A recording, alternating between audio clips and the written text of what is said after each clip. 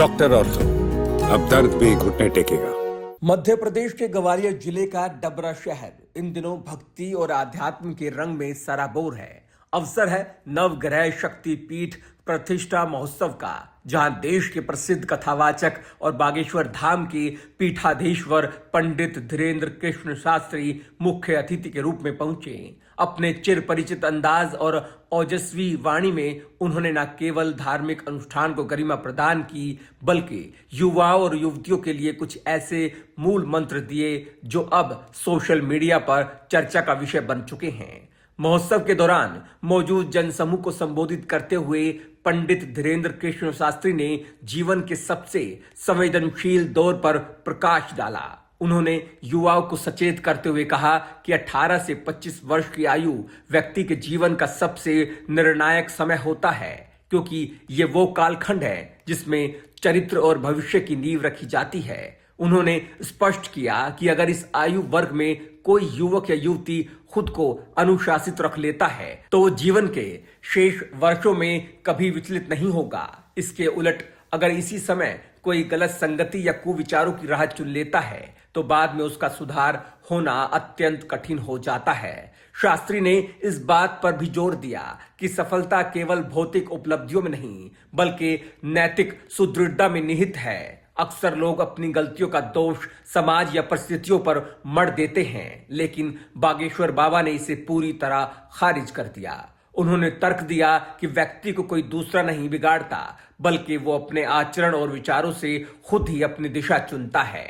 अपनी बात को प्रभावी ढंग से समझाने के लिए उन्होंने रामायण के 2 विपरीत चरित्रों का उदाहरण दिया।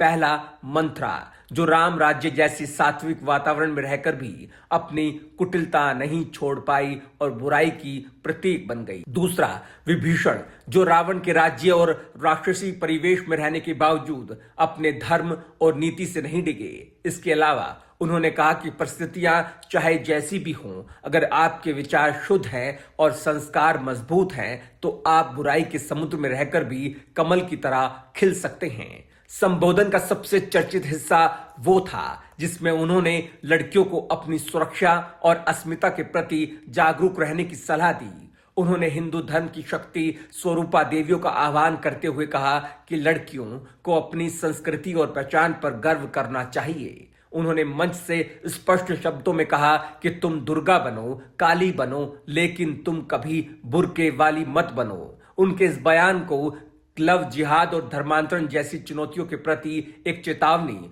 और सांस्कृतिक सुरक्षा की अपील के रूप में देखा जा रहा है। उन्होंने युवतियों से आग्रह किया कि वे अपनी गौरवशाली परंपराओं को त्याग कर दूसरों का अनुसरण ना करें, बल्कि अपनी रक्षा के लिए खुद को सशक्त बनाएं। महोत्सव में दिए गए उनके ये विचार जंगल की आग की तरह सोशल मीडिया प्लेटफॉर्म पर फैल गए। जहां उनके समर्थक इसे सनातन जागरण का हिस्सा मान रहे हैं, वहीं युवाओं के बीच उनके अनुशासन और आचरण वाले संदेश की खूब सराहना हो रही है। डबरा का ये महोत्सव केवल एक धार्मिक आयोजन न रहकर एक वैचारिक मंच बन गया, जिसने समाज को आत्म मंथन के लिए प्रेरित किया है।